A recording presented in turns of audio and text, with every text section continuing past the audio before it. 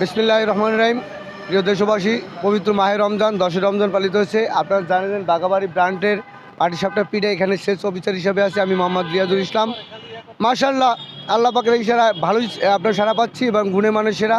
ভালো দামটা হলেও যদিও আমাদের ভালো প্রোডাক্ট, এই জন্য আপনাদের প্রেস ক্লাবের সামনে আসছি একটু সারা সেলসে। এবং আপনারা জানেন প্রচার এমন একটা জিনিস বিশ্বের কাছে পৌঁছে দেয়, আর প্রচারই প্রসার।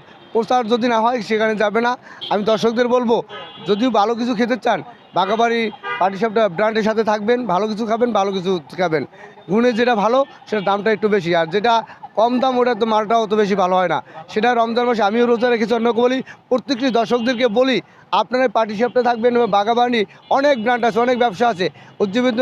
আমাদের এমডি স্যার আছে, ডিরেক্টর স্যার এবং আমাদের যে অর্গানাইজার থেকে যাবতীয় আছে যারা, আমরা এখানে আসছি কেবলমাত্র বিক্রি করার জন্য না, প্রচারের জন্য। মানুষ ভালো খাক, ভালো কিছু পাক, মানুষকে কিছু দেওয়ার জন্য প্রচার।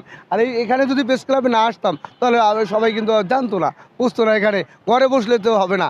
এই জন্য বলছে যে থাকবো না, বদ্ধ করে দেখবে বা জগৎটাকে কেমন করে ঘুরছে, মানে দেশ হতে দেশান্তরে কবির ভাষায় বলছিল।